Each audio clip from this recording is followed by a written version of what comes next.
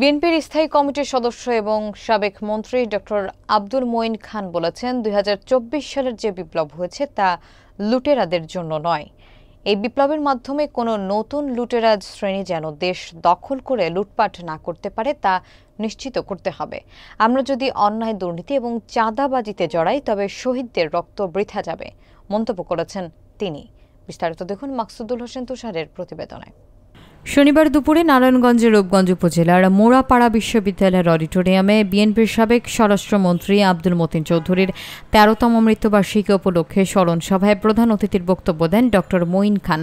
মতিন চৌধুরীর স্মৃতিচারণ করেন। তিনি বলেন, তিনি ছিলেন আধুনিক রূপগঞ্জ এবং পূর্বাচল উপশহরের স্বপ্নদ্রষ্টা। একসময় স্থানীয়রা পূর্বাচল উপশহর প্রকল্পের বিরোধিতা করলেও আজ এই এলাকাকে ঘিরে ব্যাপক উন্নয়ন হচ্ছে। কিন্তু দুঃখজনকভাবে উপজেলার কোনো স্থাপনায় তার নাম ফলক বা স্থায়ী স্মৃতিচিহ্ন নেই। অনুষ্ঠানে সভাপতিত্ব করেন বিএনপির কেন্দ্রীয় কমিটির সদস্য বীর মুক্তিযোদ্ধা কাজী মনিরুজ্জামান মনির এবং সঞ্চালনা করেন নারায়ণগঞ্জ জেলা যুবদলের সাবেক যুগ্ম সদস্য সচিব অ্যাডভোকেট আমিরুল ইসলাম ইমন। উপস্থিত ছিলেন জেলা বিএনপির সাবেক আহ্বায়ক নাসির উদ্দিন, সাবেক সভাপতি মোশাররফ হোসেন, জেলা স্বেচ্ছাসেবক দলের আহ্বায়ক মাহবুবুর রহমান সহ স্থানীয় এবং কেন্দ্রীয় নেতারা। 2024-এর যে বিপ্লব, সেই বিপ্লব কিন্তু লুটেরাদের জন্য সেই বিপ্লব হয় না।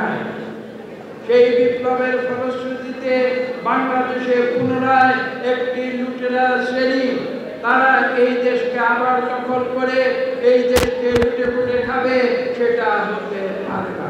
অবস্থাতে না করি সে বিষয়ে আপনাদের প্রত্যেককে সজাগ থাকতে হবে। আমরা যদি আজকে কোনো অন্যায় করি, আজকে যদি আমরা কোনো দুর্নীতি করি, আমরা আজকে যদি কোনো চাঁদাবাজি করি, তাহলে কিন্তু শহীদের রক্ত বৃথা যাবে, সেটা আপনাদের মনে রাখতে হবে। আপনারা আজকে পূর্বাঞ্চলের ইতিহাস জানেন। পূর্বাঞ্চল যে শহরতলি, সেই শহরতলি কিন্তু জনাব মতিন চৌধুরী সাহেবের সৃষ্টি।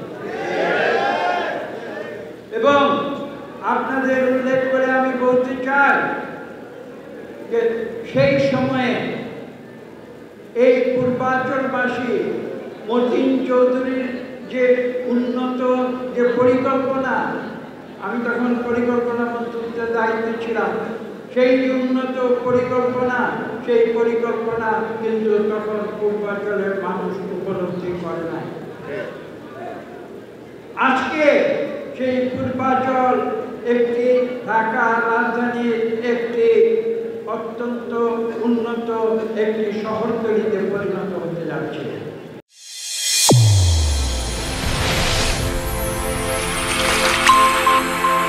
চ্যানেল A1 হৃদয় রেসপন্স।